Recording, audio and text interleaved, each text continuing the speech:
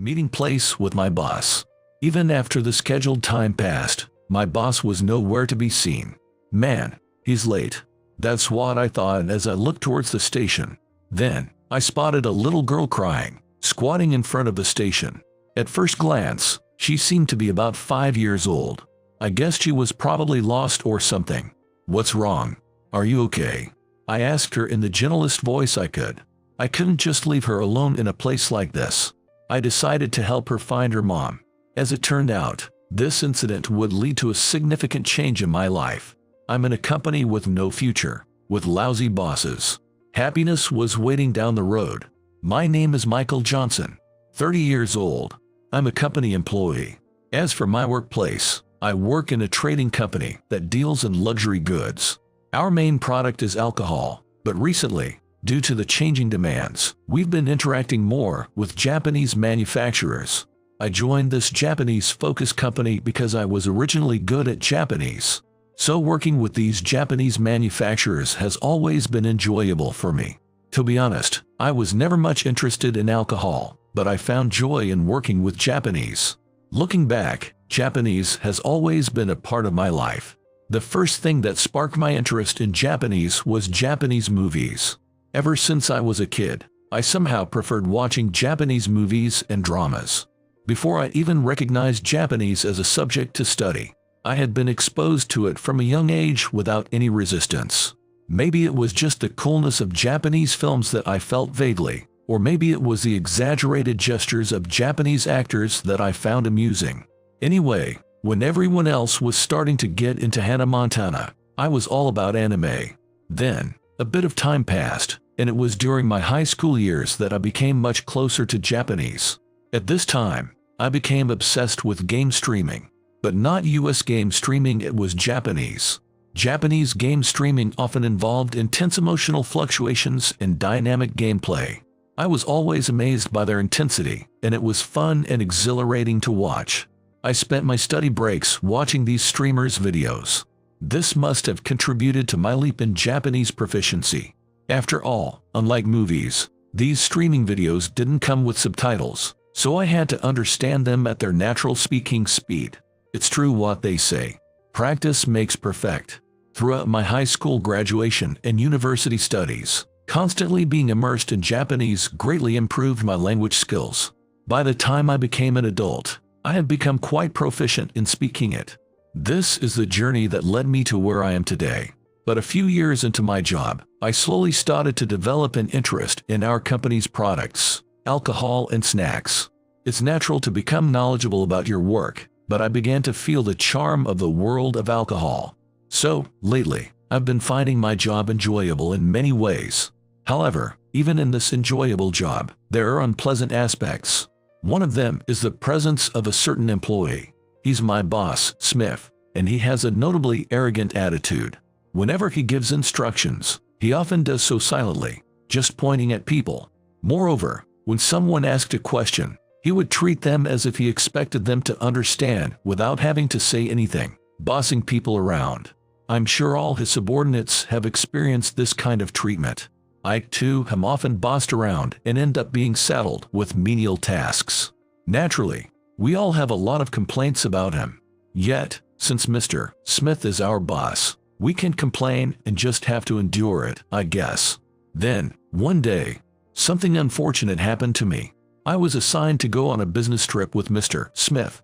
It was a bit of a sudden schedule, and since this task was already decided, I couldn't help but have a bad feeling about it. Man, this is really weighing on my mind. I was filled with this heavy feeling even before going. Unfortunately, my premonition turned out to be right. On the way back from the business meeting, he dumped all the paperwork for the day on me. Despite having told the client with a smile, "We'll handle everything," Mr. Smith decided to leave it all to me with just a word, "Hey, get the documents done by today." I tried asking, all by myself, but was met with, "Of course." To top it off, he left on time to go drinking with his friends. Mr. Smith always dumps his work on his subordinates and leaves. Moreover, even during work hours, he does nothing but nag and harass us. He's not the type to work diligently, so I was already frustrated with Mr. Smith, who hardly does his job properly. The instructions that day were particularly infuriating. Then, on the day of the second business meeting, Mr. Smith appeared at the meeting place, looking all spry, but he only engaged in small talk with the other company's executives and didn't participate in the meeting at all. Ultimately, I was left to handle the difficult negotiations. Honestly, the other company's boss was behaving just like Mr. Smith. The person from the other company conducting the meeting was also dismayed at their boss. We're in the same boat. We sighed together. However, this meeting went very well. Being in the same boat, the other party and I were able to empathize with each other. After the business meeting, I felt a sense of accomplishment. I did it. But a shocking despair awaited me next, when I went to report to the department head upon returning to the company. Unbelievably, Mr. Smith, with a smug look, said, "Oh man, I really worked hard." Frozen in disbelief at his sudden bragging, I thought, what? He, who had only engaged in small talk, seemed to have no right to say such a thing. Yet, unaware of my feelings, he continued laughing and talking. Listening to him, it sounded as if he was claiming the success of the negotiation as all his own doing. That was just too much. It wasn't just stealing credit. I thought about refuting on the spot, but would anyone believe me if I did? Worse, what if they thought I was a troublesome employee?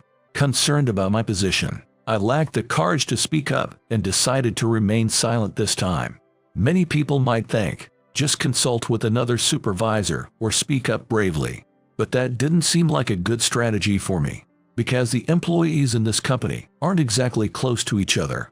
In other words, the company is too large, not just in sales and marketing, but also in transportation and importation. The company's foundation is quite solid, but that also means that those in positions of power, who have climbed the career ladder, are completely unaware of the situation of those below them. Many don't know the actual field work at all. Therefore, it's not uncommon for those in higher positions to give unreasonable orders. In such a situation, what would happen if a regular employee like me talked back? It's clear that it would worsen my standing in the company. This is the current state of our company. A company where people who think they are competent look down on others, becoming arrogant. The humanity of the people within the company seems to worsen day by day. Mr. Smith, my supervisor, is one of them. While the work is enjoyable, there are days filled with dissatisfaction due to interpersonal relationships and work treatment. I gloomily work every day. Then, one day, another matter came up. Once again, I was assigned to a business meeting with Mr. Smith, and as expected, most of the work was pushed onto me. In addition to regular duties, preparing for Mr. Smith's business meeting was extremely difficult, both physically and mentally draining. But no matter how much dissatisfaction builds up, time marches on. The day of the negotiation arrived quickly. On that day, I stood at the entrance of the park near the station with a heavy heart. This was the location I had previously arranged to meet Mr. Smith, as it was important not to be late for the crucial business meeting. We had agreed to meet here at 1300 hours. I had been waiting for 15 minutes. Although I arrived 15 minutes early, Mr. Smith was nowhere to be seen even after the scheduled time had passed. Moreover, when I tried calling him, there was no response. I wondered what could have happened. If something had gone wrong, my anxiety grew steadily. But if some emergency occurred, I would have been contacted. With no news, I guessed I should continue to wait. Trying to suppress my anxiety, I decided to wait a little longer. At that moment, in the almost empty park in front of the station where Smith was nowhere to be seen, I noticed a little girl crying quietly. It was a weekday midday, and there were hardly any people around. The crying girl looked to be about 5 years old, the age of a preschooler. Could she be lost? There didn't seem to be any family nearby. Seeing the young girl squatting and crying alone, I couldn't bring myself to leave her there. I approached her slowly and decided to speak to her. "What's wrong? Are you okay?" I asked gently and calmly. Then, after looking at me, the girl said through her tears, "I got separated from Mom." It seemed she really was lost. I couldn't just leave her there. Unfortunately, my boss hadn't shown up, and there was no contact from him. Since there was still time before the meeting, I decided to help her look for her mother. "When did you get separated from Mom?" I asked while trying to soothe the crying girl. Apparently, she had gotten off at a different station from her mother and ended up here. It was strange that she got off at the wrong station, especially when the trains weren't that crowded. A curious feeling overcame me. While looking for her mother, the girl asked various questions. What do you do for work? What are your hobbies and favorite food? Have you ever argued with your parents? And so on. Although they were childlike questions, perhaps she couldn't help but talk to her anxiety. As we chatted away, we eventually arrived at the station where her mother was. Right after getting there, we found her mother, who was looking for her daughter at the same station, and I was able to safely return the girl to her. I'm sorry for bothering you. The lady apologized. It's no big deal, I responded with a smile. When I asked her about the situation, she explained, I misunderstood the station where my daughter was supposed to get off, and she got off alone. Asking the girl lightly about it, she said, I didn't know which train goes to the same station as Mom. It seemed that this misunderstanding was the cause of her getting lost. I guessed that the reason she got on the wrong train was likely due to a lack of clear communication. Anyway, I felt relieved that I could safely reunite the girl with her mother. Just as I was taking a breath of relief, my phone rang. The caller was Mr. Smith. That's right. I was in the middle of heading to our meeting. Even though he hadn't arrived on time, by now he must be at the meeting place. He was probably very angry. Apprehensively, I answered the phone. Where are you? As expected, he started off by shouting. It was clear over the phone that he was furious about me not being at the meeting place. I knew explaining the situation to him wouldn't help, so I just kept apologizing and quickly made my way back to the meeting spot. In the end, I ended up being late for the business meeting that day. The client laughed it off and forgave me, but my boss, Mr. Smith, lectured me the whole time. But even so, I couldn't bring myself to think that I should have ignored the crying girl in that situation. Although I ended up inconveniencing the client, which I should reflect on, if I had abandoned that girl, I might have felt ashamed for the rest of my life. That's why me being late wasn't a big deal after all. Even though I was afraid, I felt a sense of pride in having been able to help someone, and I found myself thinking about that. The next day, an unexpected situation unfolded. I was suddenly called to the CEO's office. Why me? I headed to his office with a billion question marks on my mind. Excuse me, I said as I approached the CEO's desk. The atmosphere was surprisingly heavy and oppressive. As I entered, he stood up, took a breath, and then uttered something unbelievable. Michael, you don't need to come here anymore. I was abruptly told I was fired. This was completely unexpected, and my mind went blank. Why? I want to know the reason. I had pride in my hard work and asked him for the reason behind my dismissal. Then he began about yesterday's incident. Apparently, Mr. Smith had told him something, and that content was, my tardiness caused inconvenience to the client. And this was indeed true and beyond dispute. However, what Mr. Smith had told the president wasn't just that. He claimed that my tardiness wasn't a one-time occurrence but had happened repeatedly, many times. Furthermore, he said that despite his warnings, I didn't improve and he couldn't do anything about it. That's why I've decided to terminate your employment this time. If you can't improve even after being warned by a supervisor, there's nothing else to be done. He said this and sighed heavily. His expression showed he completely believed Mr. Smith's words without any doubt. In reality, it was the exact opposite. I thought to myself, but I kept these words to myself, thinking that it might be pointless to explain. I felt as if something inside me had snapped upon receiving this decision. I no longer had the confidence to continue working here, and more importantly, I felt no attraction to this company anymore. Leaving now seemed like the best timing. It was as if the other party had provided a push I couldn't give myself. I decided to resign. With a strangely clear mind, I accepted this decision. I packed up my things and went home that day. I got home several hours earlier than usual.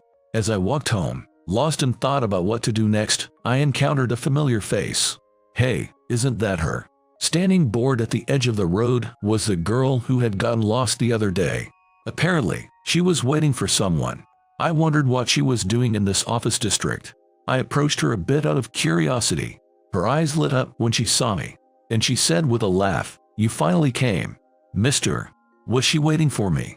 Surprised and even more curious, I asked, "Aren't you lost the other day? What's going on?" I'm not lost. I'm Emily, she said with a hearty laugh. This marked the start of our casual conversation. About 20 minutes must have passed when I decided to leave, saying, "Well then, see you." That's when the girl firmly grabbed my arm. She pulled me along to a certain place. It turned out to be in front of a black car parked in a coin parking lot. Realizing something was off, I tried to get away, but the girl clung on surprisingly tightly and wouldn't let go. I went along with the flow reluctantly. And this is how I was led to a famous, very high-end Chinese restaurant in the area. As I was led into a private room in the restaurant, still wondering why I was there, I saw the girl's mother and an unfamiliar man. He had a VIP aura with him, and for a good reason. This man turned out to be the chairman of a corporate group that included the company I had been working for. I was stunned and speechless when he handed me his business card. He chuckled and said, "My daughter was in your care the other day, wasn't she?" It turned out that the girl I had helped was the daughter of this influential person. This meeting was arranged as a way to thank me. I was confused and tried to make sense of the situation. The fact that I was brought here, not by invitation but almost forcibly, suggested that he had something to discuss. What could such an important figure want with a mere former employee like me? As the conversation unfolded, it naturally shifted towards work matters. Then, he said something completely unexpected. He asked, "Would you like to become my daughter's exclusive tutor?" "Why me?" I asked. The chairman smiled and said, "My daughter insists on having you. She won't take no for an answer." The girl, Emily, was also earnestly pleading with me at that moment. "Please, I really want you to." Her gaze was sincere. But, having just lost my job today, this offer felt like a godsend. It also sounded like an exciting opportunity. I gladly accepted the offer, saying, "I'll do my best to be a tutor she can be proud of." The chairman smiled and nodded in approval. Soon after, I started working as a tutor, learning the ropes from the chairman's secretary. 2 years have passed since I became a tutor. "Michael, look at this," Emily said, showing me her homemade cookies. "They're lovely, very well done." I praised her as usual. "You don't really think so, do you?" No, it's a pleasure to see your growth up close. Every time your cookie-making skills improve, it fills me with joy." Emily smiled happily at our conversation. I, too, was deeply touched by these moments of happiness in my daily work. Now, 2 years into the job, I gradually began to engage in tasks beyond tutoring. My previous experience in international trade was proving to be useful. Understanding Japanese cultures and languages, I was often entrusted with arranging meetings and negotiations between the chairman and Japanese parties. Moreover, in such settings, my knowledge of alcohol from my previous job proved to be incredibly useful. I became the go-to person for setting up dinners and choosing menus. Recently, the selections of alcohol I made have been receiving compliments for their good taste, even from the other party. The chairman told me, "You are truly a dependable person," and I felt a real sense of accomplishment. By the way, major reforms were carried out at my former company. After I left, the company apparently started going downhill. In both transportation and sales, the impact of the upper management's sloppy business practices eventually became apparent. As complaints and contract terminations began to increase, the chairman took action. As a result, now, transportation, sales, and other operations seem to have come under the management of the group. This led to a number of layoffs. Additionally, many were demotioned. For example, lazy superiors, power abusers, incompetent executives. However, this change also brought many positive developments. Especially, unearthing capable young talents who had been underutilized was a significant achievement. The company seemed to refresh itself, becoming new and cleaner. One day, several years after I became a tutor, Emily, now a middle schooler, had a big fight with her parents. The chairman plans to make her the future leader of the company, so he intends to educate her strictly. But honestly, I don't think his training is that harsh. He's always been quite lenient with his daughter. From my perspective, it seemed like a slightly strict education.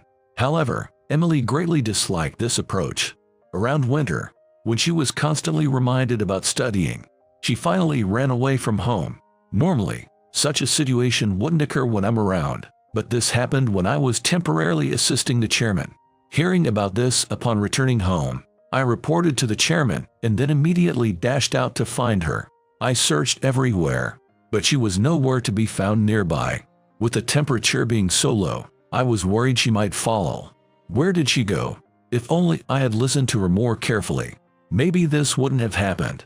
Various thoughts filled my mind, all mixed with worry and guilt. As I was searching for her amidst these thoughts, a sudden bright light accompanied by a loud screeching noise shone on me. A car. I got it to move out of the way, but it was too late. Everything happened in a flash.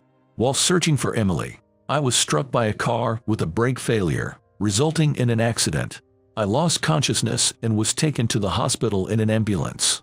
When I woke up next, I found myself on a hospital bed, with a white ceiling expanding into my slowly clearing vision. Looking around groggily, I saw Emily, whom I had been searching for, sitting there with her textbook, apparently taking a nap. I was relieved that Emily was safe and alive. I tried to sit up, only to be hit by an excruciating pain like I'd never felt before. Despite realizing that I had sustained considerable injuries, I felt immensely relieved that she was safe. Emily woke up on hearing my pained voice. Our eyes met as she lifted her head. I smiled and half-jokingly asked, "So, have you had enough of running away from home?" Her eyes quickly filled with tears, and then she burst into tears and hugged me. She apologized while crying nonstop. She seemed full of self-blame, thinking that if she hadn't run away, this wouldn't have happened. I spoke up to comfort her. Feeling like running away is something many people have experienced at least once.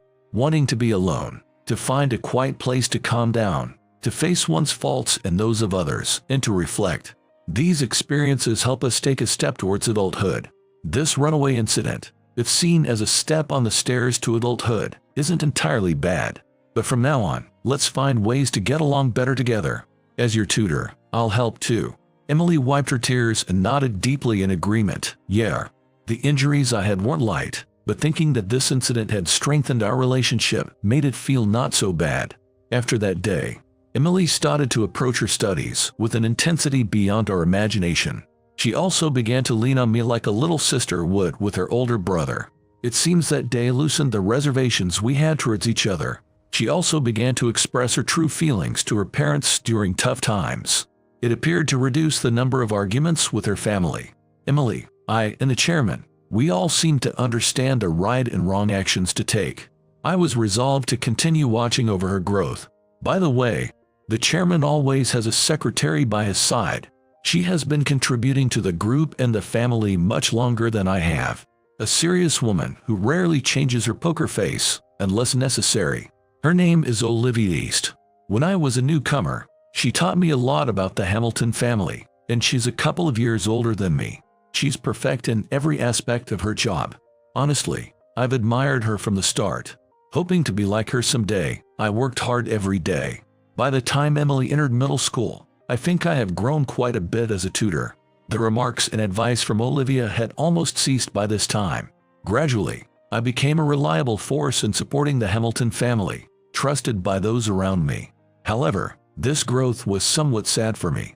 Whether it was her corrections or anything else, my interactions with Olivia had decreased. My initial admiration for her had turned into a romantic feeling. Then, one day, on a day when the chairman was busier than usual with work, I also helped with his and the secretary's tasks. Since Emily was at school, I had some free time. Compared to the secretary, I might have been less capable, but I worked earnestly, hoping to be of some help. On the way back that day, as everyone was leaving work, I noticed Olivia, who was also about to head home. It's rare for our commute times to overlap. This was undoubtedly a perfect opportunity to speak to her. I mustered up the courage to talk to her. "Good work today," she responded with a slight smile. My heart skipped a beat at her smile. I somehow managed to ask, "Would you like to have dinner together on our next day off?" Olivia showed a brief look of surprise but quickly regained her composure and said, "If I find the time, let's do that," and then she left. Was this a successful invitation to a date? I wasn't sure, but I was thrilled just to have gotten a response. However, it was hard to actually make a date happen. We were both busy, and it was difficult to find a time. But deep down, I was eager to ask her out on a date.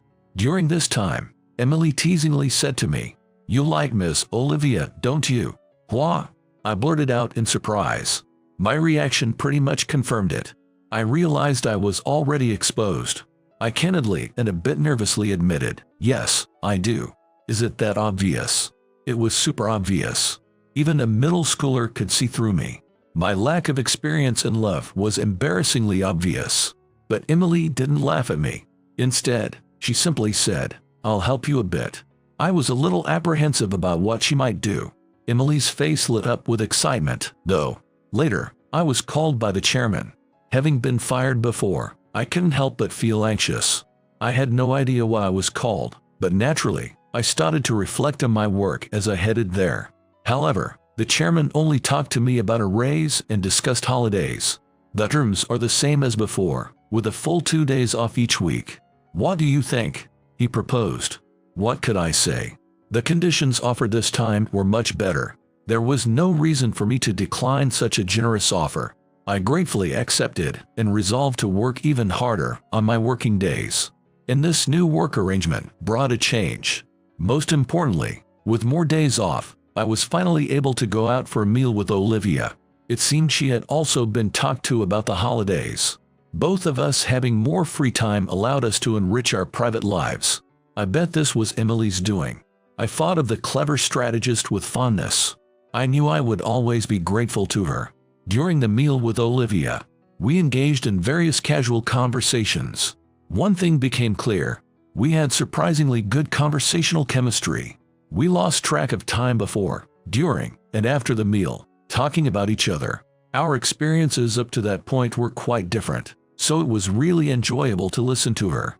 And as we were parting, Olivia said, "Let's do this again." That phrase meant a lot to me.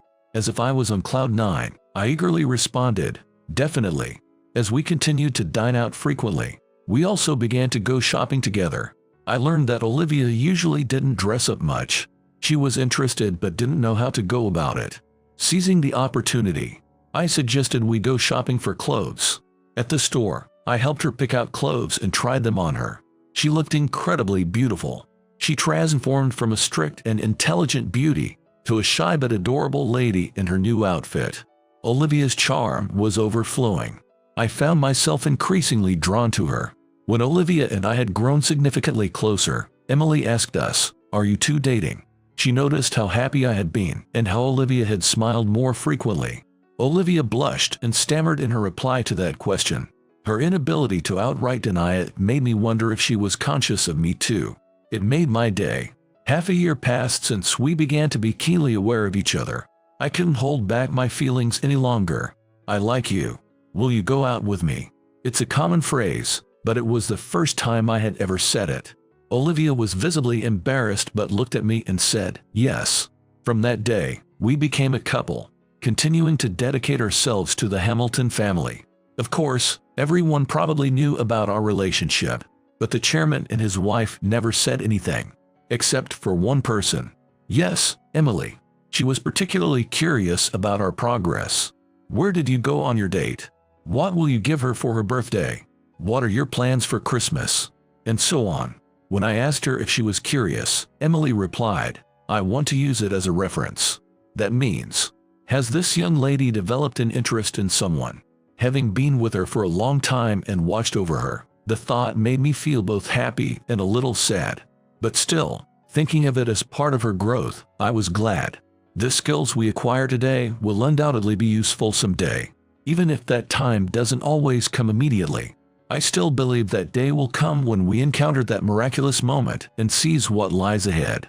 I want to ensure that I am well prepared for those challenges by further developing my strengths from now on. My name's Michael.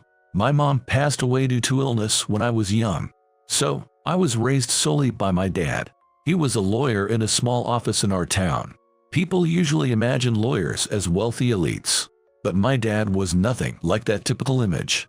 To outsiders, he seemed just like an ordinary guy giving legal advice in the neighborhood. Actually, that's pretty much how he worked as a lawyer because our family wasn't wealthy, because we could never be called wealthy. Still, my father raised me with love, and the uncles and aunts in the neighborhood took good care of me. There were always clients at his little office. Listening to him handling these seemingly trivial consultations while sitting beside him brought me joy. That's why, even though he was a poor lawyer, I still thought he was cool. Many people were saved by my dad, and they often came to express their gratitude. The most frequent visitor was the owner of some Mexican restaurant. I didn't quite understand it as a child, but it seems that my dad saved this owner from a fraud crisis. To show his gratitude, the owner often invited my dad and me to his restaurant. It was located in a prime area, similar to New York's, and apparently, it was a well-known, high-end Mexican place. I don't know why such a person consulted my dad, but we often received his kindness, and I was even invited there alone. You saved my life, so don't hesitate to come to my restaurant anytime. I'll treat you to delicious, he would say to my dad. For me, this restaurant owner was like a second father. There were many people who admired and cared for my dad and me. Seeing all this, I naturally dreamt of becoming a lawyer. However, when I thought about my career path after graduating from high school, I was at a loss. This is because it was difficult for me to come up with an answer as to which of the universities I had been accepted to should go to. I was accepted into 2 universities, a local public university in sociology and a private law school in the city. Of course, to become a lawyer, the law school was the obvious choice, but I struggled to decide due to the cost of tuition. The reason is tuition fees. There is a big difference in tuition fees between national and private schools, and if you go to California, you will have to pay rent. Moreover, I would need to attend graduate school to become a lawyer. Above all, leaving home meant my dad would be all alone. Considering all factors, I ultimately chose to attend the local public university. When I told my dad, he seemed deeply disappointed. He probably wanted me to become a lawyer too. I wanted to fulfill his wish, but I couldn't bear the thought of burdening him financially or leaving him lonely. So, I decided to go to the public university, and at that moment, I gave up on my dream of becoming a lawyer. I spent 4 years in college. My dad often suggested I pursue law, but I always gently refused. I found a job without his influence and successfully received an offer. Luckily, the company was well known, and when I told people I got a job there, most of them congratulated me. So, the dream of becoming a lawyer was completely tucked away in the depths of my heart, and I began working for that company. The company I joined hesitantly turned out to be quite good.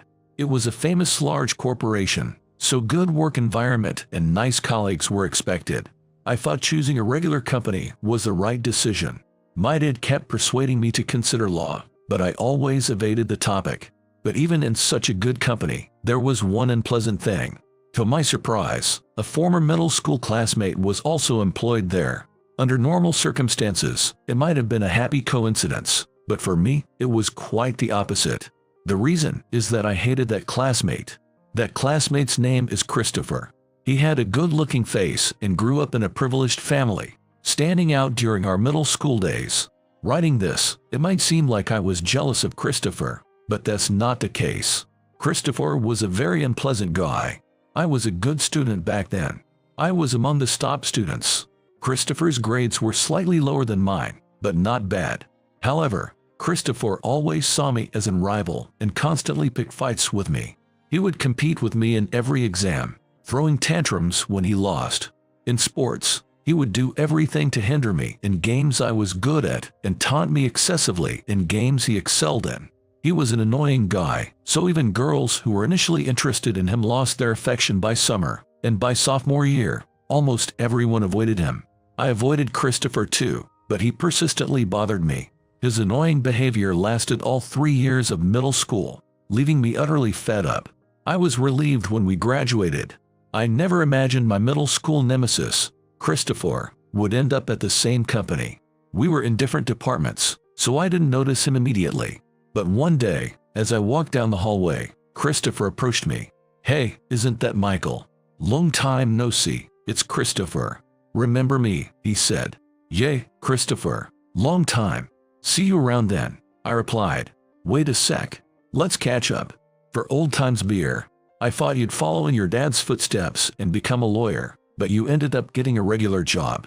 What happened? Didn't pass the bar exam." Right from the start, he began with his insults, just like in middle school. Well, various things happened. Why did you choose this company? I asked. You know, my dad knows someone in HR here. Got a little help from them. Thanks to that, I got into this big company easily, he boasted. I see. Well, everyone has their reasons. Anyway, I gotta go. My supervisor's calling me. See you later. Man, you're still as standoffish as ever. Grow up a bit more. Let's go for lunch sometime, he said. Christopher had a talent for rubbing people the wrong way. I quickly left, not wanting to spend any more time with him. However, since we were on the same floor, I ended up running into Christopher quite often. Each time, he would mock me, which became my only stress at work. But as I said earlier, I had no major complaints about the job or the environment, so I continued to work there as usual. Yet, there was always a nagging feeling in the back of my mind.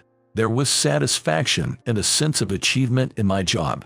But perhaps, I still had regrets about not pursuing a career in law. It cast a small shadow over my heart.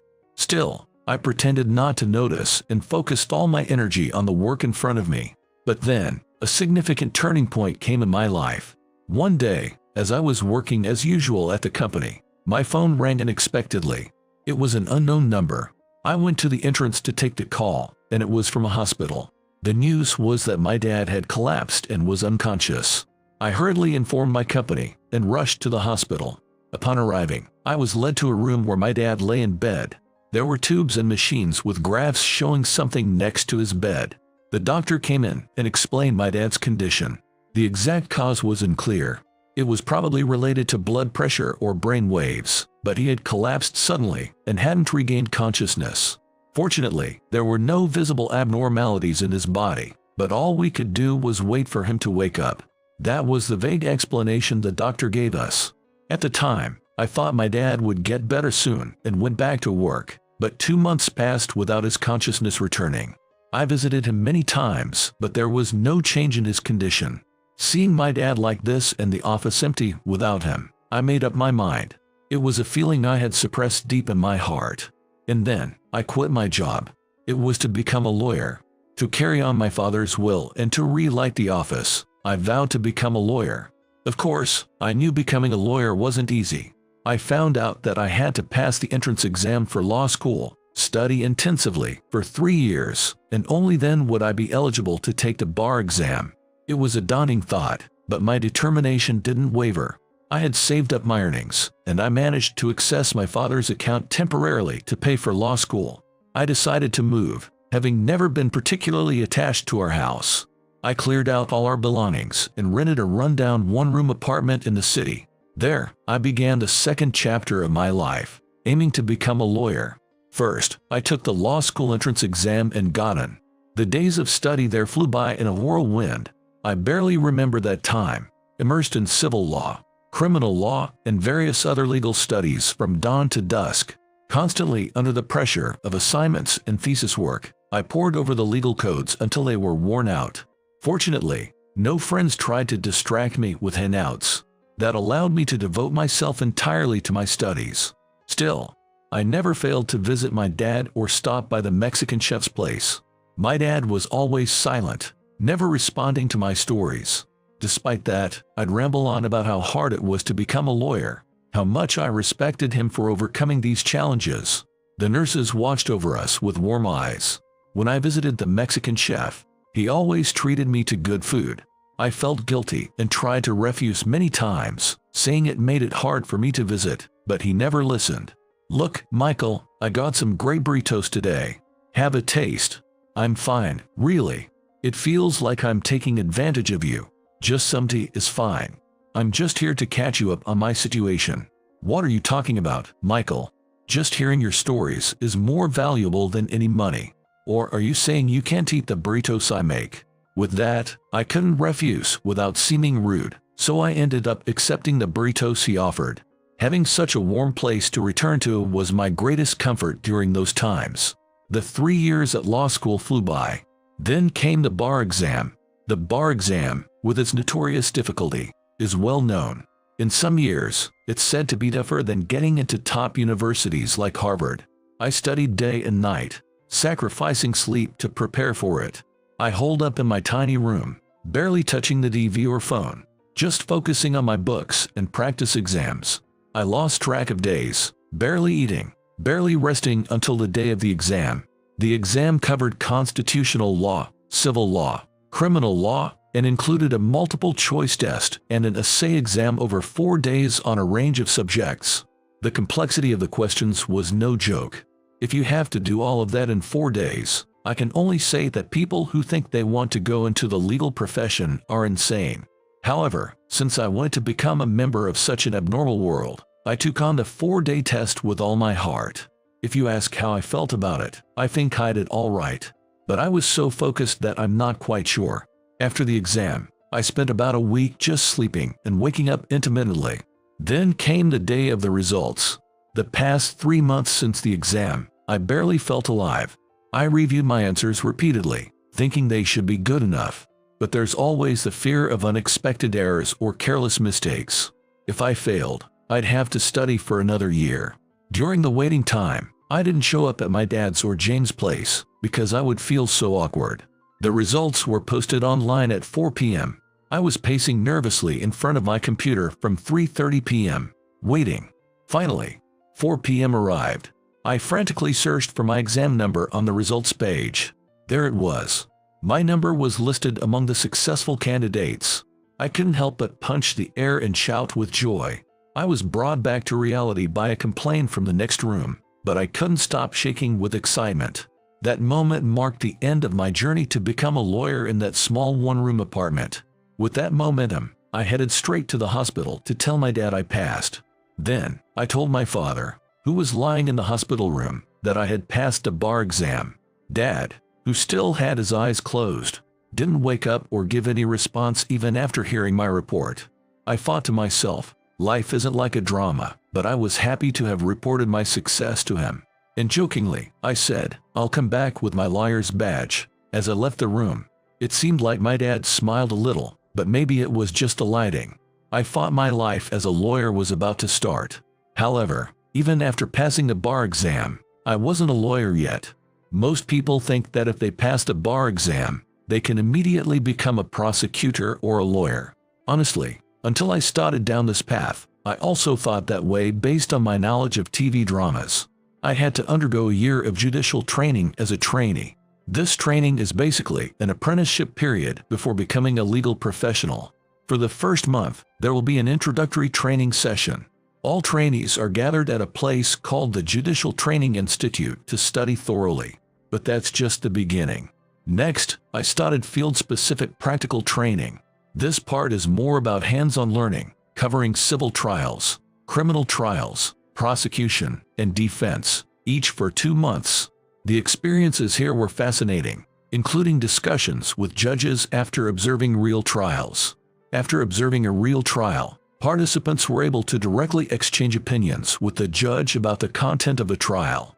However, it was really difficult to complete the training reports from each position, and I was busy trying to prepare them while trying to talk to them every day. The last 2 months were an elective practical training course that had the biggest impact on my career path.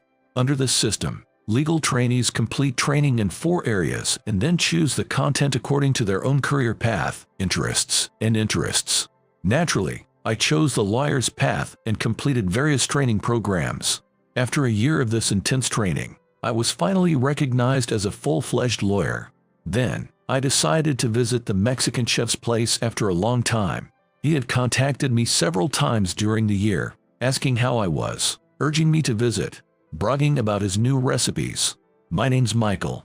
My mom passed away due to illness when I was young, so I was raised solely by my dad. He was a lawyer in a small office in our town. People usually imagine lawyers as wealthy elites, but my dad was nothing like that typical image. To outsiders, he seemed just like an ordinary guy giving legal advice in the neighborhood. I called ahead and then took a taxi there. The familiar storefront hadn't changed and seemed to welcome me back. When I opened the door, there was the chef, unchanged, in his crisp white apron. "I'm back, Uncle." "Oh, Michael, it's been a while." "Welcome back. I've finally made it, Uncle. I can come here as a customer now. Thanks for everything." "What are you talking about, Michael? Considering what your dad did for me, I'm still far from repaying my debt to him." "Don't say that. I could finally become a lawyer because you've always supported me. Being able to properly pay for the food you made, that means a lot to me now. Man, you're making me tear up. All right, I'll serve you some of the best selections today. Just don't get a heart attack when you see the bill. Hey, I don't have that much savings yet, so go easy on me, please. Well, you can pay later. We were having a pleasant conversation when the door opened. And in came, of all people, Christopher, with a beautiful woman by his side. It's funny how you often run into the people you least want to see. I sighed internally but pretended not to notice Christopher, watching the chef make burritos instead. But unfortunately, Christopher noticed me. Hey, isn't that you, Michael? I didn't expect to see you here. From his tone and loud voice, he seemed pretty drunk. He sat next to me, red-faced and giggling. Who's this, Christopher? Someone you know? The heavily made-up woman with a brash attitude asked him rudely. Oh, just an old classmate. He used to work at my company, but in a different department. Used to work. So he changed jobs. Yeah, he suddenly quit right after joining. I heard from others he left to become a lawyer. Kinda weird, huh? Oh, so he became a lawyer, I see. It seemed she had no interest in me, an outlier from the path of success. She didn't even bother to greet me, just fixated on her phone. So, you're a lawyer now. Seems like a waste to throw away your life like that. I don't think I've wasted my life. I just had things I needed to do. Like what? Like running for president. Why should I explain that to you? We're not that close, are we? What's with that attitude? Who do you think you are, huh? I'm just a customer here, same as you. Instead of talking to me, why don't you chat with the lady next to you? Christopher seemed intent on belittling me, but when he realized I wasn't playing along, he got angry. He must have been pretty drunk because what he did next was shocking. He grabbed the beer can I was drinking from, stood up, and poured it over my head. What are you acting so high and mighty? Don't you see the difference between us? Hey, peasant, you shouldn't be in a nice place like this. It lowers the quality. This should clean your dirty suit up a bit. Suits you better. He laughed as he said this, and the woman next to him, while saying stop it, had a sickening smile on her face. The chef was in a panic. What are you doing? Oh, just cleaning up a mess. Hygiene is important in a restaurant, right? You bastard. I calmed down James. Michael, okay, I understand. You're done for. The chef then went back to his work. At first, I was too stunned to understand what had happened. When I realized I had been doused with beer, I was filled with rage, but then I quickly calmed down. Reacting in anger would only bring me down to his level. Realizing how foolish that would be, I calmed the chef and faced Christopher. What you just did constitutes assault under Criminal Law Article 208. I'll be filing a complaint at the nearest police station, so prepare for criminal proceedings. Huh? What are you talking about? Assault. What's that? Let me simplify it for you. You just assaulted me, so I'm going to sue you. Huh? Assault. I didn't hit you. Assault isn't just about physical violence. What do you mean? You just poured beer over me, staining my suit. That's assault. You've lost it, hadn't you? Suing over some spilled beer, that's ridiculous. On the contrary, it's entirely passable. There are precedents for this kind of case. Precedents. Court decisions. Like a guy who poured food on a woman during a recruiting event. He was charged with assault. Another guy who splashed sauce on a woman got the same charge. Given these precedents, your actions will likely be viewed as assault. Fortunately, there are plenty of witnesses here. You're bluffing. I forgot to mention, I quit my job to become a lawyer, and I passed the bar exam and am now a lawyer. These cases I mentioned are real and recent. So what? Go ahead and sue me. I'll hire a lawyer and fight back. Christopher, are you aware of your situation? Have you ever read your company's employment rules? What are you talking about? Most private companies consider criminal charges grounds for disciplinary action, but that's only if you're convicted. Let me educate you since you're not well versed in law. It's almost certain I'll press charges and a non-prosecution because there's no lack of evidence. It's a public fact you poured beer on me. The other non-prosecution scenario is a settlement, which won't happen because I won't accept any. No matter how much money you offer, I won't forgive what you've done. So, you're definitely becoming a criminal defendant. and you'll probably lose your job." Realizing the seriousness, Christopher turned pale. The woman, clueless, kept asking him what was going on. Christopher, sobered up, begged me. "Michael, you're joking, right? I was just excited to see you after so long. You just got mad because I dirtied your suit. Here, take this money for a new one. As a lawyer, you'll need it." He tried to press his wallet's bills into my hand, but I refused. I didn't need his money or a new suit. I don't need it. I'm not struggling for money or suits. I wore this suit just to show it to the chef.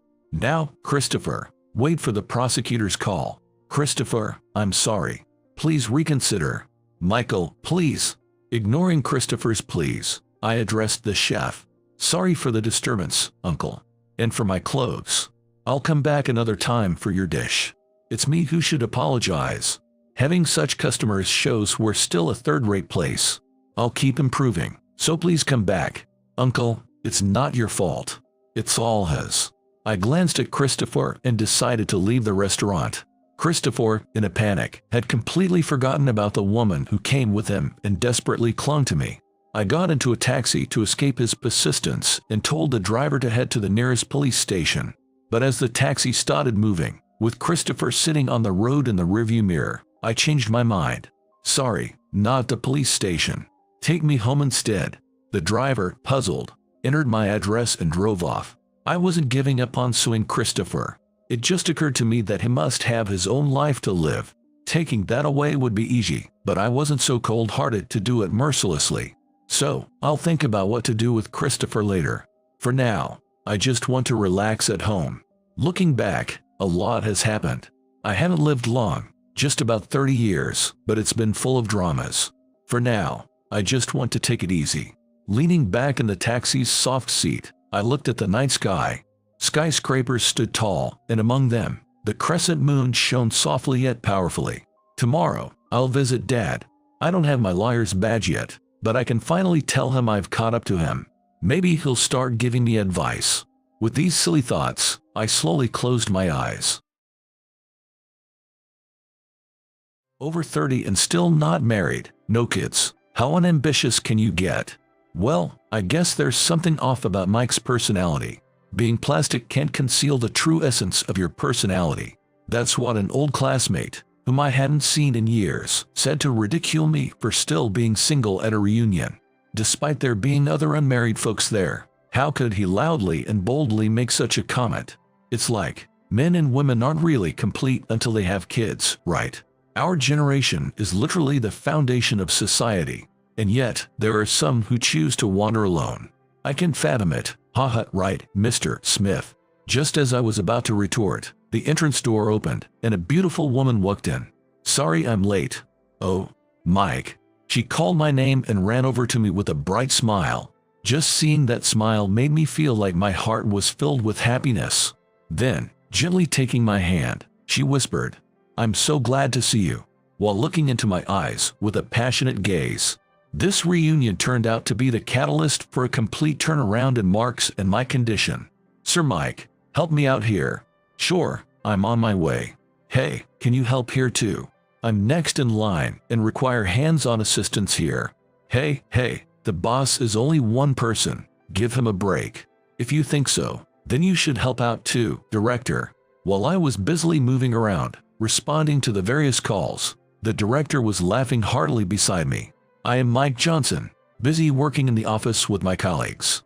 At 31, I'm in the prime of my working years. The company I joined is stable, and my career is going smoothly, with a fair bit of advancement. The workplace atmosphere is warm and very comfortable, and I consider myself lucky to have found such a company. Mike, you're quite popular. All you need now is a girlfriend to be perfect. Director, that's none of your business. As the director said this, laughter echoed around the department. There they go again, teasing Mike. Well, the director's right. I don't have a girlfriend, but I have many friends. My private life is quite fulfilling, so it's not a big deal. After a busy period at work, I finally get a break. I check the messages on my smartphone as usual. There was a message from my mother. Are you coming for Christmas? Jack and Lily are really looking forward to it. Jack and Lily are my sister's kids. We have a tradition of having Christmas dinner at my parents' house every year, along with my sister's family. However, I've missed the past few years due to my job schedule. That's why my nephews have been begging me to come for this coming Christmas. I know they're mostly excited for the presents, but I'm also looking forward to seeing them after such a long time. Tell them to look forward to their gifts. I reply and put down my phone. It's winter, and Christmas is just around the corner. The office atmosphere is somewhat festive. Those who are away from home must be feeling it even more, eagerly awaiting the day when they can see their family at home. Watching my cheerful junior colleagues, I can't help but feel a bit envious. Well, it's just this season, I guess. Mumbling to myself, my phone vibrates. It's a quick reply from my mom. Good to hear you are coming. Bring me a gift your wedding use, okay? I sigh at the unnecessary phrase. Ever since my sister got married, the pressure to do the same seems to have intensified. I'm not opposed to the idea, but it's not something I can do without a partner. Without replying, I close the message. And on the weekend, I head to the bustling shopping mall, filled with families. I've already done some research on what to buy for my nephew and niece, based on what my sister told me. However, with so many options, I'm a bit lost. Excuse me, Mike. While I'm contemplating over the colorful array of toys, someone calls me from behind. Turning around, there's Mark, an old college friend. Mark, long time no see. Running into Mike here, of all places. Has it been since graduation? Yeah, I think so.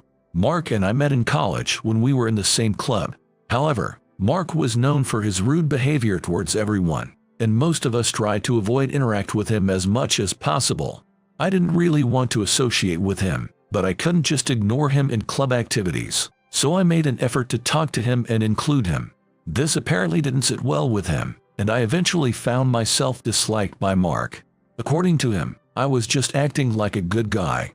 Moreover, I was favored by the senior members in the club and was recommended as the next club president, which seemed to have further upset Mark. He openly criticized me, which led to his complete isolation within the club. There was a girl in the club, who Mark often talked to, Sarah Williams. She was 2 years junior to us and was known for her beauty since her freshman year. Despite her looks, she was humble, polite, and soft-spoken. She quickly became the beauty icon of the campus. When she joined our club, Mark began his relentless pursuit of her. From the sidelines, it was obvious that Sarah was bothered by the attitude Mark displayed, but he kept asking her out regardless, something all club members had noticed. One day, Sarah approached me to express her concern about Mark's persistent invitations. At the time, I had become the club president, so it was natural for her to come to me saying, "If his invitations persist, I'll quit the club, but I'm scared I might provoke Mark anger." Thus, I further discussed the matter at hand with other members and promised Sarah that we will try our best to keep Mark away from her. Thanks to the full cooperation from the members and the parties concerned, Mark finally stopped his annoying attitude toward Sarah. However, I ended up becoming a complete adversary in Mark's eyes. Even when other club members intervened, Mark's attitude towards me never changed until graduation. Meeting Mark again after 8 years, I felt no particular emotion. If anything, it was more of a hassle. However, standing next to Mark was a woman who seemed to be his wife, and a young boy.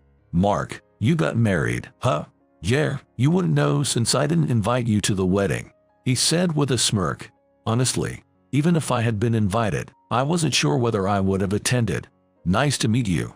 I'm Mark's wife, Megan. And this is our son, Alex." "Say hello, Alex." "Alex Thompson." "Hello, mister." Prompted by his mother, the boy greeted me. I bent down to his level and greeted him back. "Hello, Alex. I'm Mike Johnson. It's great to see you can greet people so well." The boy, clearly delighted at being praised, clung to his mother's skirt and shyly smiled. Megan looked at Alex with a gentle smile. It was a warm and endearing scene. "So, Mike, how do you know my husband?" "Mark and I were in the same college club, so we've known each other since then." "Oh, is that so?" As Megan and I talked, Alex joined in. "You went to college too and studied, right?" "That's right." "Alex, do you like studying?" "Yeah, I like doing addition. It's fun. And learning about flags too. He's been good at remembering things since he was little." "Wow, that's impressive, Alex." He blushed at my words, but giggled and said, Ahihi. He was really adorable. Humph. He's my kid, of course, he's smart. Mark's boastful comment disrupted the pleasant atmosphere. He looked smug. So, Mike, are you here to buy toys for your kids too? Where's your family? He looked around as he spoke. No, I'm here to buy Christmas presents for my nephew and niece. I'm single. Ha! You're over 30 and still alone. That's pathetic. Mark immediately seized on my words. Megan and Alex's expression stiffened, and I could tell. Haha, just haven't found the right person yet. I tried to lighten the mood, but Mark's mockery continued. No surprise there. A guy like you, a handsome man without brains, won't attract women. You suck up to the bosses, but your technique won't work with women. Well, I married her quickly, unlike you. As he said this, putting his arm around Megan, as if he were trying to showing off. I see. Hurry up and get married, Mike. In my opinion, a man's life starts when he gets married and becomes a breadwinner. I have a happy family, cute kid, and a thriving career. But it seems like you can't get anything.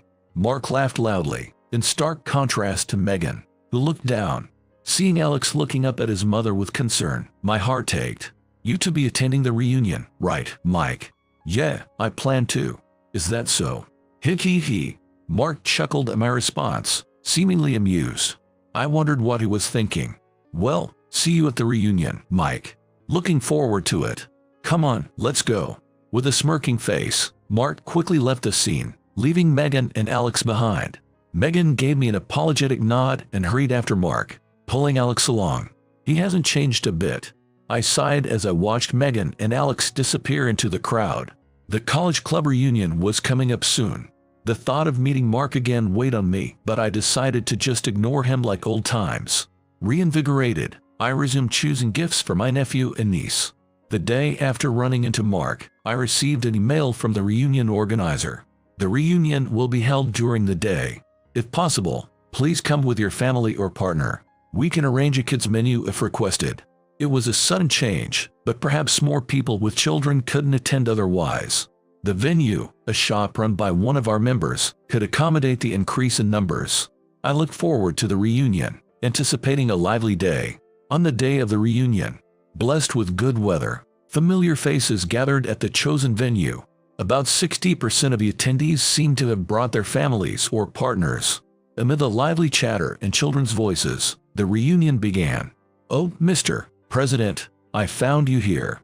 Mark approached me with an exaggerated tone. I saw Megan and Alex with him. As I nodded to them, Alex waved his hand at me.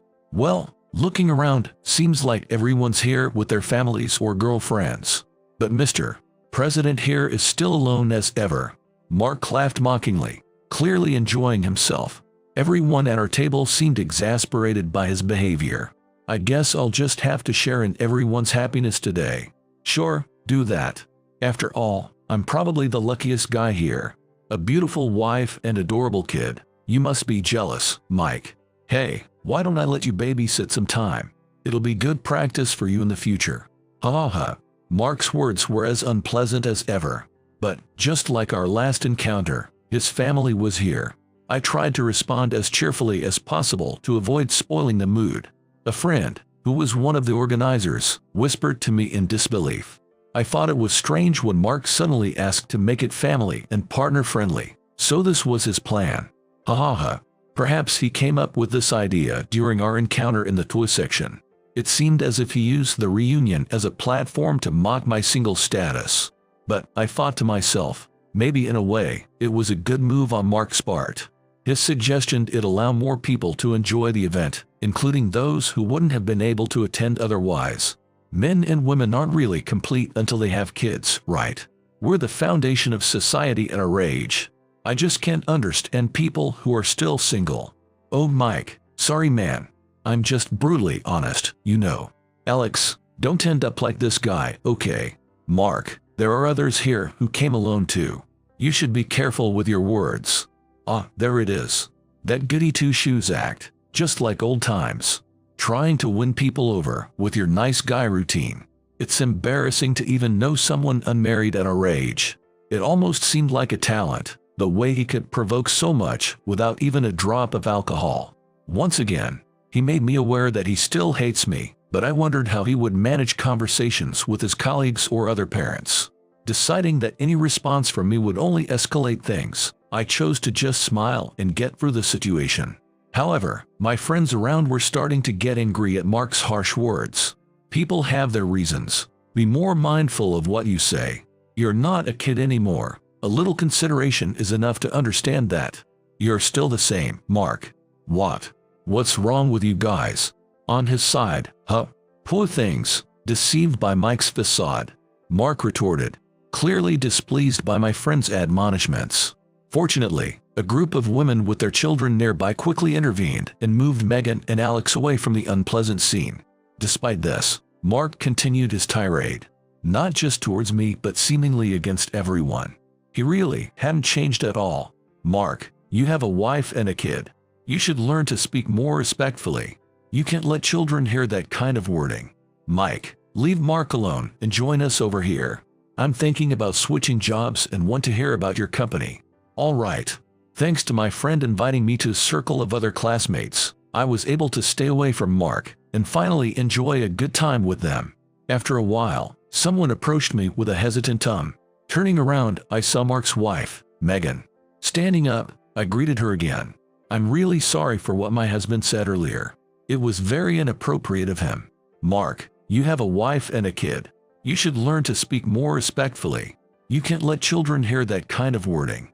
It wasn't necessary for her as his wife to apologize for him. I quickly responded to her, saying, "There's no need for you to feel bad." Then, she began speaking with a somber look. "He's always been like that, even back when he was with you all," she murmured softly. I found myself at a loss for words but decided to be honest.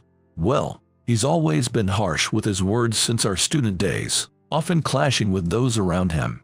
That's still the case. He's rude to people at work and to the parents at Alex's school. I've told him many times to change your attitude, but he doesn't take it seriously. She said this with a troubled smile. Being Mark's wife, she must be going through a lot.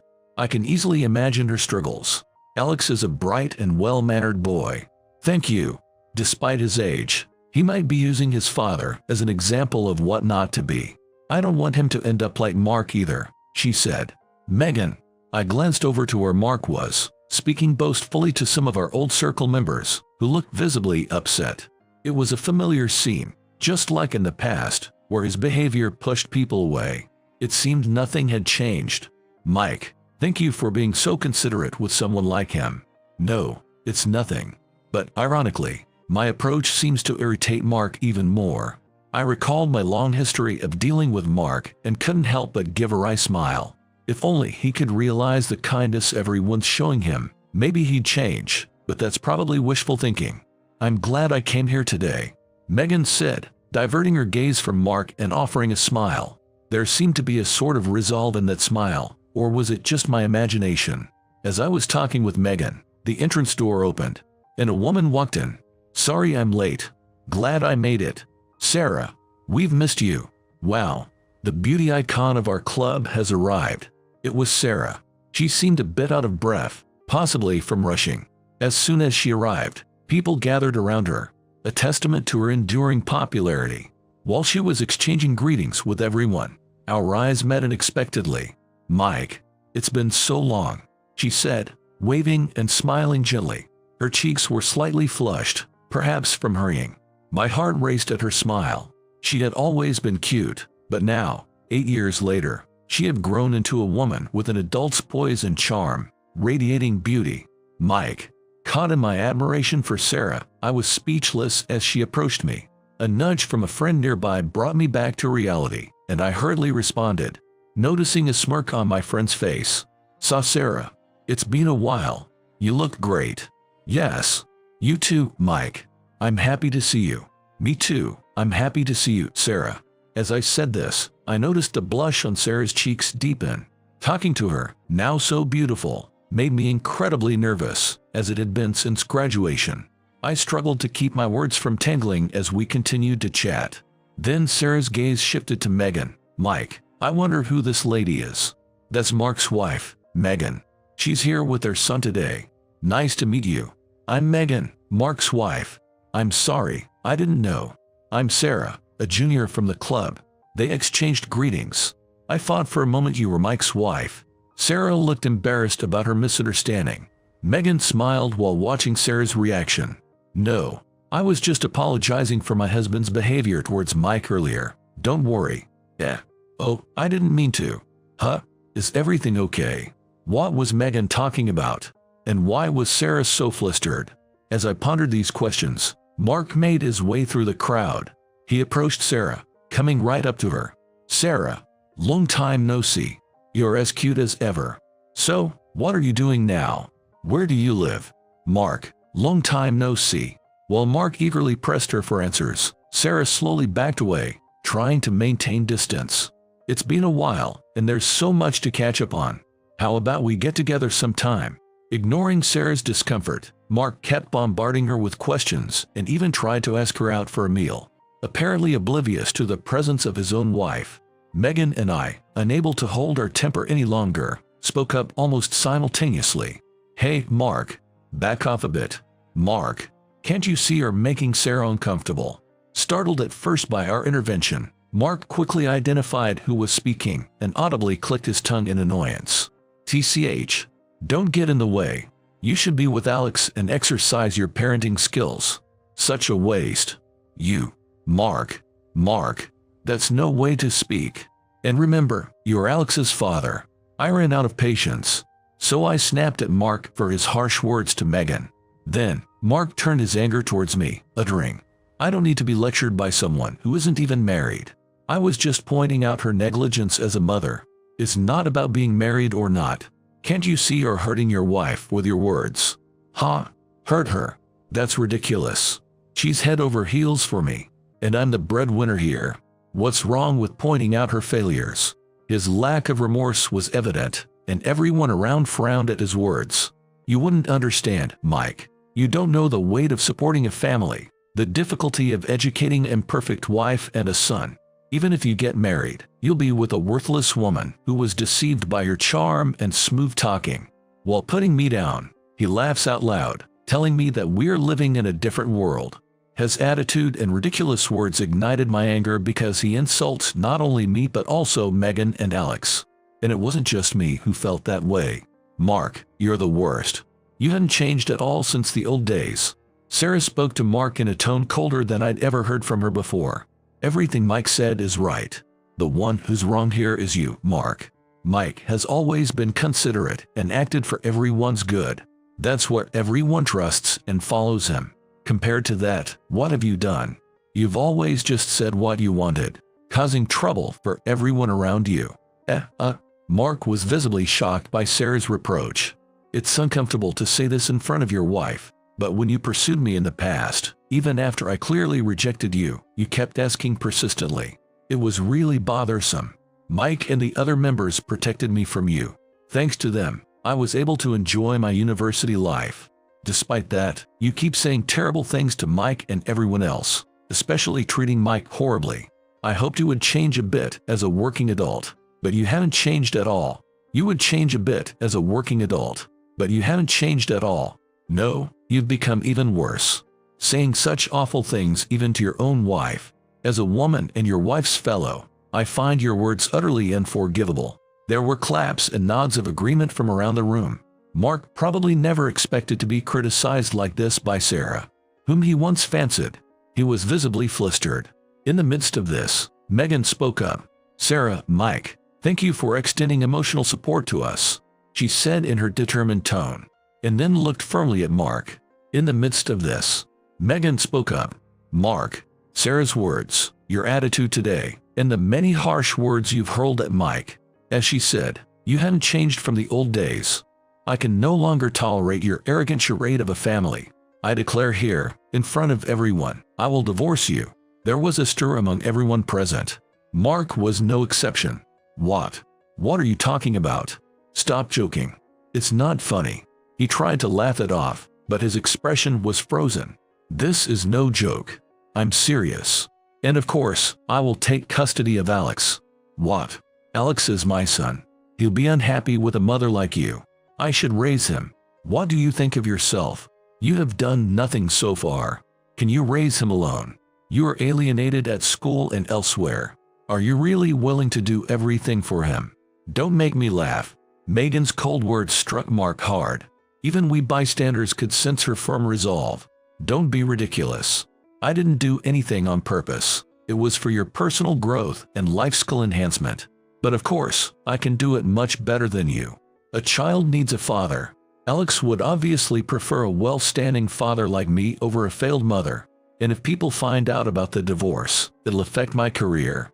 Even in this situation, Mark's selfish words focused only on saving his own face, leaving everyone speechless. Then, Alex, who was supposed to be playing with other children, perhaps drawn by the commotion or looking for his mother, had made his way to Megan. Dad, just stop it. Mom always works hard, taking care of me and you, and doing everything at home. Why can't you just say thank you or sorry to her? Even today, you've been saying awful things to Dad's friends. It's embarrassing. With tears in his eyes and a desperate plea, even Mark had to fall silent. I want Mom with me, not you, Dad. You don't love me, but Mom does. She always loves me. Mom, you don't have to endure it anymore. It's okay if we're not with Dad. I just want you to be happy and smiling. Hearing Alex's words and seeing him hug Megan tightly made my heart ache. Such a young child being forced to feel this way. It was clear how Mark's usual behavior had affected him. The cold stares of everyone around were now focused on Mark. Alex, I think I made it clear to you that Alex and I have made up our minds. I don't want to cause him any more pain. It's over, Megan said firmly, turning away from Mark to face us. Everyone, I'm really sorry for ruining what should have been a pleasant reunion. Sarah, Mike, thank you for caring about us. It meant a lot. She looked at everyone, then, holding Alex's hand tightly, said, "Excuse us," and left the venue. Mark stood stunned for a moment, but as the door closed behind Megan and Alex, he snapped back to reality and hurried after them. Though we were left dumbfounded, one of the organizers quickly switched the mood, saying, "We still have time. Let's start over." The reunion resumed. Although there was an awkward atmosphere initially, Mark's absence eventually made it more comfortable, and soon the lively atmosphere returned. The reunion, despite its unexpected turn of events, peacefully continued. A few days later, some of us from the reunion decided to meet again for a more relaxed chat after work. We were waiting and chatting at a busy station near the meeting spot. "Hey, Mike." I turned around, surprised. "Mark." There stood Mark, with dark circles under his eyes, wearing a wrinkled shirt and coat, looking somewhat haggard. "It's all your fault. You must have said something to Megan." Mark stormed towards me, accusatory and furious. "Hey, calm down. What are you talking about?" I tried to calm Mark down with our friends, but his anger was unabated. "She proved her word. She will divorce me. She left with Alex. I can't contact her, and even her parents won't let me into their house." After that day, Megan really left with Alex, intending to divorce. My friends and I exchanged looks. It was unfortunate, but Mark had brought this upon himself. There was nothing we could do. "Mark, it's not my fault that Megan decided to divorce you.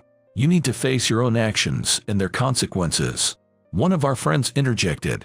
"Mark, it's your fault, not Mike's. You never valued your wife and son, and now you're facing the consequences. Mark, we've all been telling you for ages. Think about others before you speak. You didn't listen, and now you're facing the consequences. It's not Mike's, your wife's, or your child's fault. It's yours." Mark's bluster began to wane under the weight of these words. "Mark, Megan has been struggling because of you. At work, with Alex. She's been showing signs of reaching her limit. Why didn't you notice? You married her, but why didn't you cherish her more? Instead of blaming me, why don't you try to make amends with her?" Recalling Megan and Alex's expressions that day, I couldn't help but raise my voice. Mark became quiet, muttering to himself as he wandered off into the crowd. Will he be okay?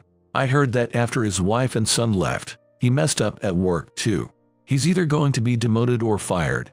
It's all self-inflicted, but still, it's a tough situation. We watched Mark leave, feeling a mix of frustration and pity. Later, I heard from a friend that Mark did indeed get divorced and left his job. Megan and her parents were firm in their decision to divorce, and no persuasion could change their minds.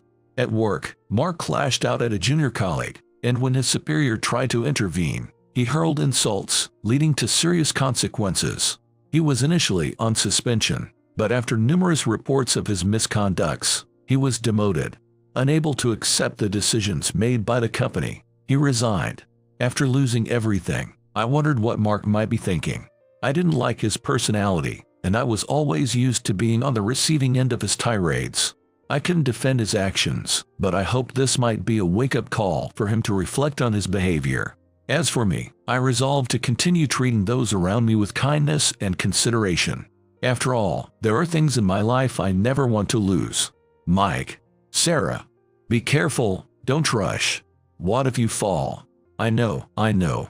You worry too much, Dad. Sarah chuckled while gently touching her belly. Sarah and I started dating after that reunion. I was surprised to learn that she had special feelings for me since our college days, something all our friends apparently knew except me. She teased me for being oblivious. Things progressed quickly between us, and soon we were married, surrounded by many friends, including Megan and her son, who we'd kept in touch with since that day. Everyone celebrated our new beginning with joyous festivities. Now, Sarah is carrying our child. She looks up to Megan, who's become a steadfast and reliable senior mom figure for her. Megan and her son initially struggled financially after the divorce, but being free from Mark's abusive behavior brought them peace. Megan's face brightened when she talked about their new life. When I saw Alex again after a long time, he had grown into a kind and lively boy, resembling Mark in appearance but caring deeply for his mother and the pregnant Sarah. I hope our child grows up to be as warm-hearted as Alex. Your suit is so lame. Too vanilla. When I wore the suit my wife gave me to my high school reunion, I ran into a classmate who always had it in for me. He mocked my precious suit, and just as I was getting really angry, a woman appeared behind him, and his face turned pale. You're done for. Huh? My name is Nathan. I'm 36 years old and work in a long-established tailor shop. I graduated from a career college offering fashion atelier and tailoring degree course. I've always been interested in clothes and fashion, hoping to work in that field in the future. My dream is to have my own apparel brand, which is why I chose this school. Aiming to be a top designer, I was moving forward toward my goal. During my time at school, most of us had high-spirited comrades, all striving straight towards their dreams. I worked part-time in apparel, stayed late to learn from teachers, and was proactive in learning skills, impressing even our teachers.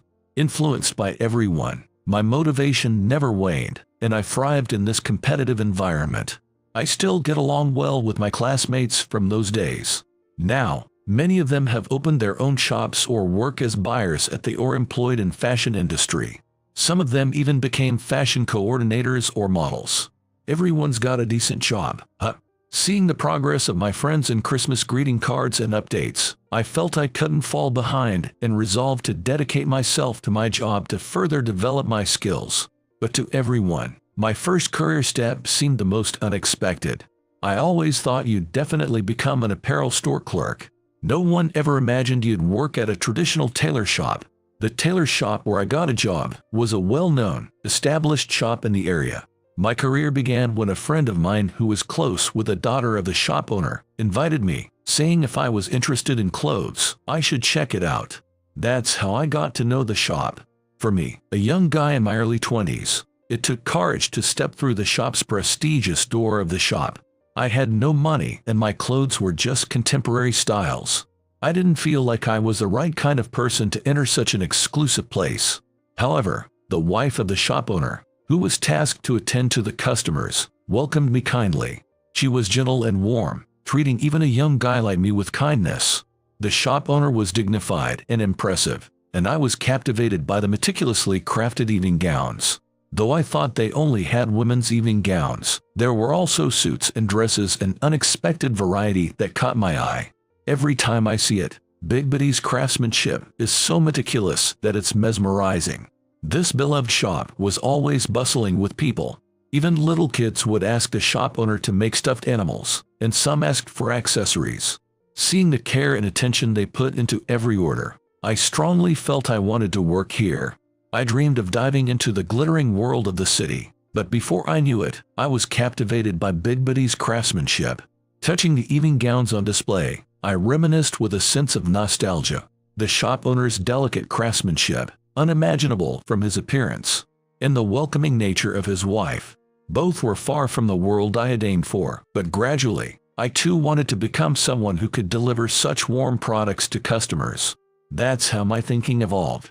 Then, I changed my career path from joining an apparel manufacturer to working in this shop.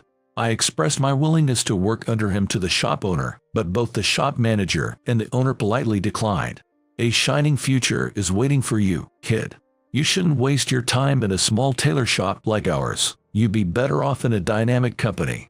A shop like ours could shut down any time. It's not a place for a young person with a future like you.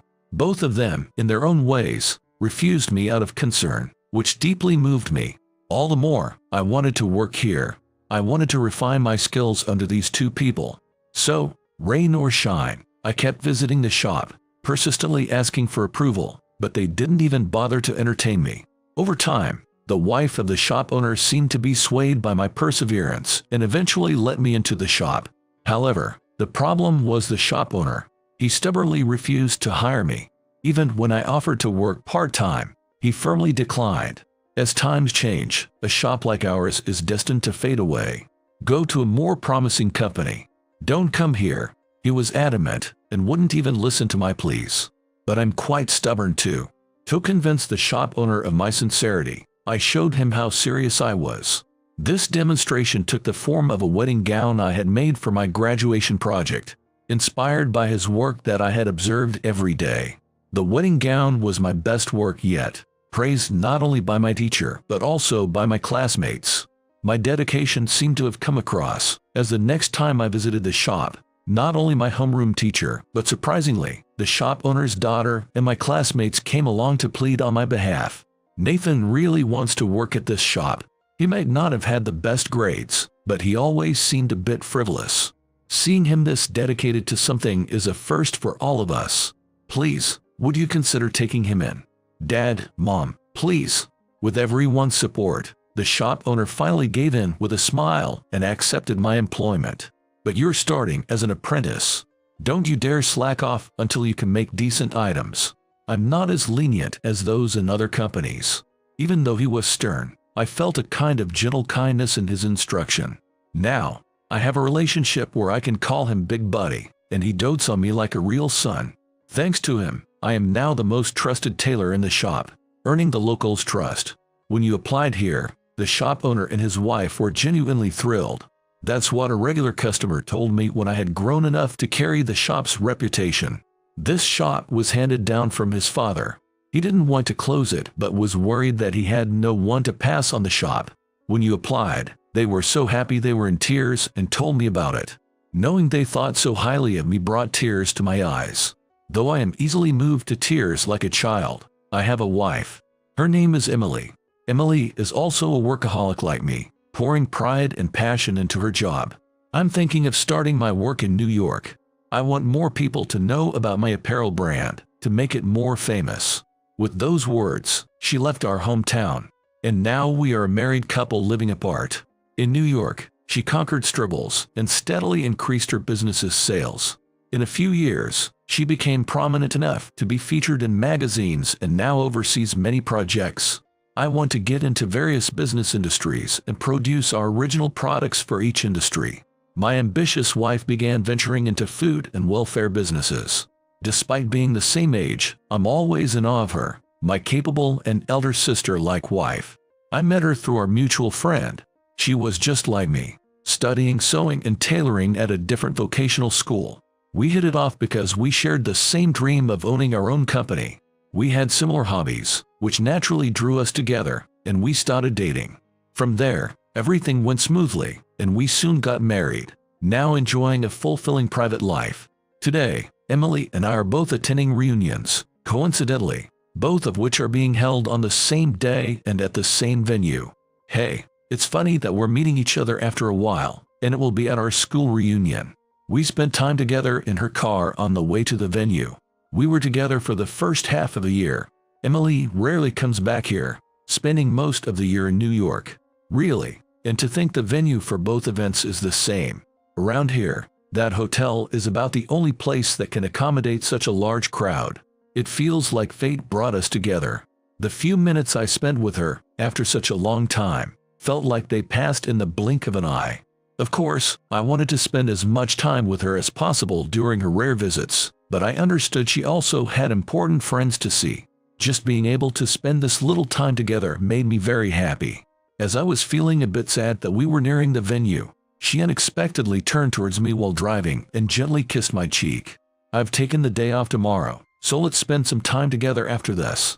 Her action, as if she had read my mind, instantly made my cheeks flush red. She smiled happily at my reaction and parked the car. "Well, my venue is over there." Upon arriving at the hotel, Emily and I went to separate halls. As I entered the hall, the reunion had already started, and familiar faces greeted me. Most of my classmates were now with families. Some even brought their children. Everyone had matured significantly, and as we sipped our drinks, we reminisced and shared memories. Nathan, still working at the tailor shop. "Yeah, Big Buddy and his wife have been really good to me. It feels like yesterday when we all went there to plead for you." "Yeah," Nathan was persistent. "Went there for over half a year." As I reminisced with my classmates who had supported my job hunt back then, we were having a great time. "Figures the noisy bunch is Nathan and his crew. You guys still lack class, dressed so poorly, and without a shred of style. Some people just lack any sense of elegance." Just as we were all enjoying our conversation, Michael came over to interrupt. Michael was a designer for a major apparel brand, hailed as a promising future star. In career college, he consistently ranked at the top of our class and earned the title of fashion leader. Nobody could match him when it came to designing clothes. His aesthetic sense was so outstanding that even famous designers recognized his talent. However, his personality left much to be desired. He regarded everyone around him as inferior. He was particularly harsh towards us, the lower-ranked students, always mocking and trying to dominate us. His parents were wealthy and worked in respectable companies, which probably contributed to his arrogance. Knowing my family wasn't well off, he used that to belittle me alongside my grades. In sophomore year, with those grades, how did you even advance? You must have cheated. You can't even solve such simple problems. You should start over from freshman year. After every exam, he'd show off my transcript to everyone, turning me into the laughing stock. My friends tried to defend me, but the more we reacted, the more Michael enjoyed and intensified his harassment. During this time of struggle, I was brought to the tailor shop where I work now. Seeing the products made by Big Buddy, I realized how foolish I was to be bothered by Michael's taunts. I said to myself, "I'm taking fashion atelier and tailoring course because I want to create such things, and I have no time to waste thinking what he think of me." From that point on, I ignored Michael and focused on my studies. If I were not equipped with vast knowledge and skills, I couldn't work at that shop. I wanted to be recognized by Big Buddy and his wife. I wanted to hone my skills there. With that determination, I immersed myself in studying, revisiting 2 years' worth of clothing knowledge. As a result, by graduation, my academic performance had improved so much that I was on par with Michael, and my peers started to see me in a new light. However, my improvements seemed to irk Michael. The better my grades got, the worse his taunts became. Just because he studied a bit, he thinks he can catch up. The others are nothing compared to me. I am superior and equally hardworking. There's no way he can reach my level, he would desperately convince himself. But then, at the final exam before the summer break in our junior year, I finally beat Michael for the first time. Out of a total of 500 points across 5 subjects, I scored 499 points while Michael scored 497. It was a narrow victory, but it shocked our teachers and classmates, and I became quite popular until graduation. In contrast, Michael, who had always ridiculed me, was now the one being laughed at by everyone. Because of these bitter memories, Michael still sees me as an enemy. His excellent grades led him to a major apparel company, and now he takes advantage of his position to look down on others. Working at that major apparel company is said to guarantee a bright future. Allegedly, merely mentioning the company's name is rumored to make one more attractive to women. Those who flatter Michael probably hope to benefit from his success. He is surrounded by individuals who seem to share this mindset, I guess. As I've seen Michael display such a blatant greedy mindset, I lost my interest in attending the reunion. If you came here just to spout that nonsense, then get lost, drink somewhere else with the others. We're having a good time here. A friend in our group, who often assumed the leader's role, confronted Michael aggressively. This prompted the others to start treating him coldly, hurling jeers his way. However, Michael was never be bothered at all. His target is me. He is here just to throw sarcastic comments at me and backbite. I was fed up with Michael's petty, almost whiny behavior. Don't be so harsh, man. I just came to have a drink. Right, Nathan? Where are you working now?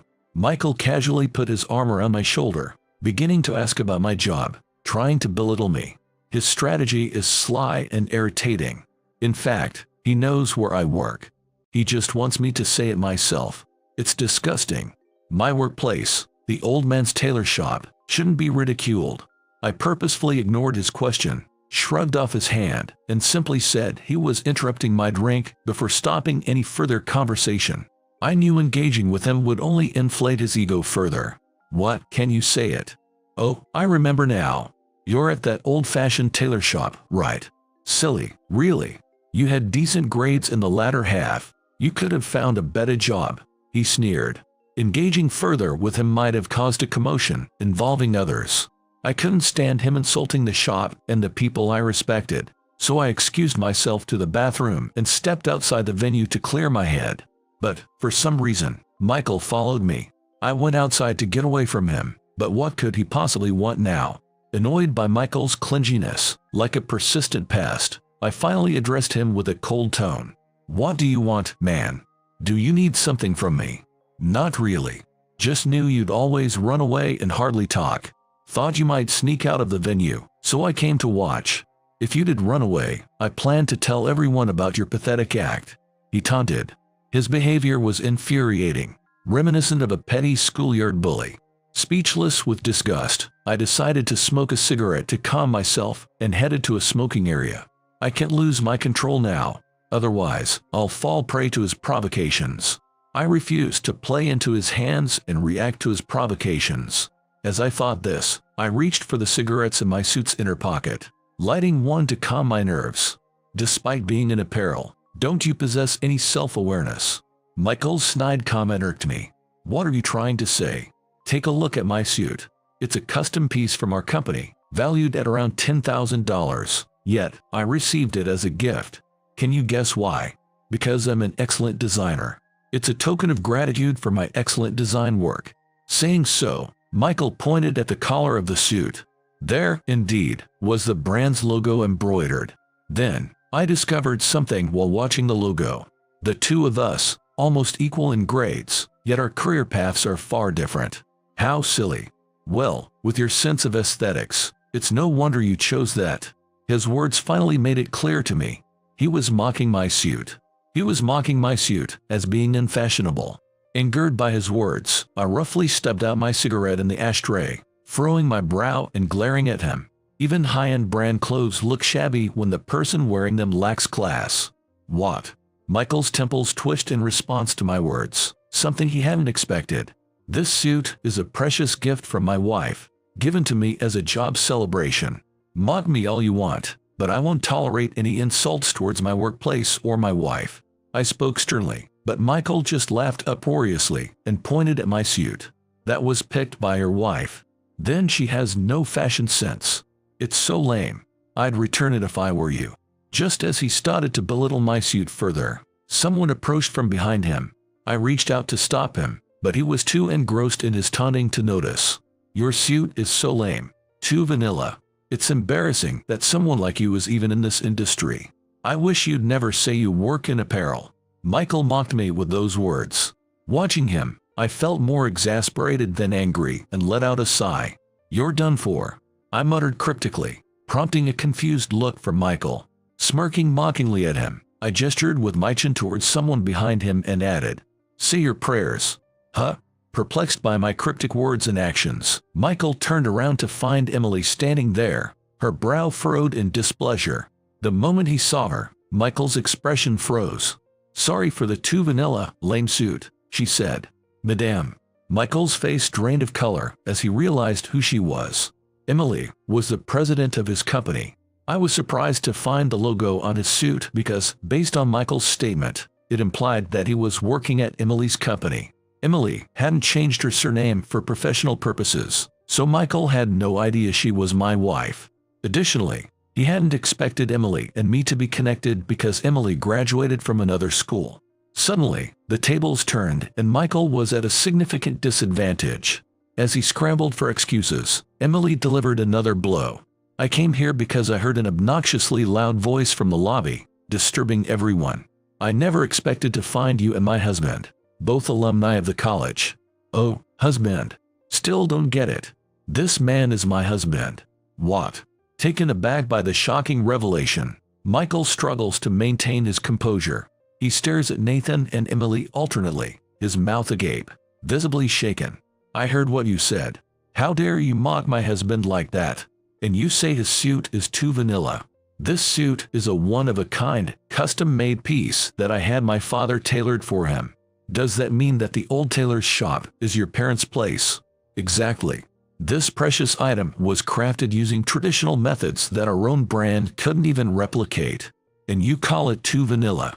I can't believe you had the nerve to say that, acting all high and mighty as just another designer. Michael feels cornered by Emily's relentless words, with no chance to defend himself. This suit was a unique memento, specially ordered by Emily when we decided to get married. She had it custom made by her father, making it the only one of its kind in the world. Normally, it would take over a year to receive a custom-made suit, but Emily's father worked tirelessly, sparing no effort or rest, to finish it much sooner. Having an employee who ridicules such a cherished memento suits and one-up someone is truly disheartening. Emily, as the president, must have run out of patience upon seeing her contemptible employee start to tell Michael, "You claim to be a talented designer, yet it appears you lack something crucial as a person. Among the staff, you're known for being good at nothing but your designs. Your attempts to one-up our clients at meetings have even jeopardized business deals. In fact, you were the main topic of discussion at the executive meeting, and I want you to know that your employment is at stake." Upon hearing these words, Michael begins to plead at Emily's feet, apologizing for his disrespect towards Nathan. "I'm so sorry. I had no idea it was specially ordered by you. I won't mock anyone's work again. I'll change my attitude. I'll work diligently for the company, please." Who do you think would believe such words? No sensible business owner would rely on the word of someone who does such things without remorse. Emily looks at Michael with an authoritative demeanor befitting a president. Seeing her unyielding stance, Michael, realizing persuasion is futile, turns to Nathan in desperation. "Nathan, please, you've got to speak to her on my behalf. You know me. It's just my old-fashioned teasing. Nothing serious.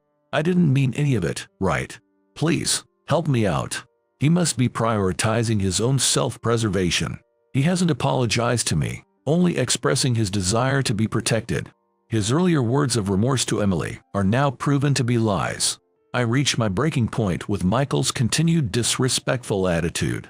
Shaking him off my feet and giving him a stern look, I delivered the final blow. "Emily doesn't need someone lacks morals exactly like you. Don't ever get in touch with us again.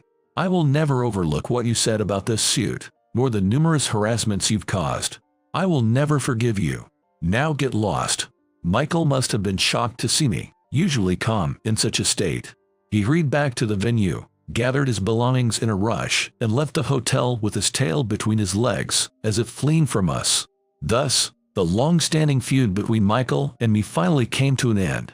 Feeling she hadn't said enough, Emily summoned him to her office to talk to him face to face, and Michael was served a severe reprimand. To make matter worse for him, there were many voices suggesting his dismissal brought to the discussion table. Simultaneously, the company acquired another talented designer, so Michael became redundant, and his contract was not renewed. Since then, Emily's and my work has been going smoothly, leading us to launch collaborative products between my shop and her company. The combined sales of cosmetics from Emily's company and dresses from my shop have started and are selling well. Since we began accepting online reservations, we have been really busy. We'll have to keep working even harder from now on. Jer, Let's protect Big Bitty's store with our own hands. Saying this, Emily and I continued to safeguard the shop together.